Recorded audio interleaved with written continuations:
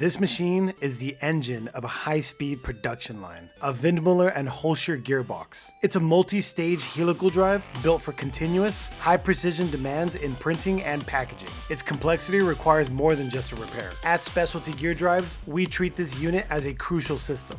Our failure analysis begins with the integrated lubrication system, which is often the first indicator of internal distress. Once disassembled, we inspect every shaft and multi-stage helical gear. Our shop standard is zero compromise. We don't just swap out parts. We confirm the precise geometry of every gear mesh and bearing bore. New high-performance bearings and seals are seated with absolute accuracy. The result is a gearbox built to the most exacting specifications, validated for maximum speed and continuous operation. Don't risk downtime on your critical W&H machinery. Contact Specialty Gear Drives, your high-speed specialists. Get your unit restored today at specialtygeardrives.com.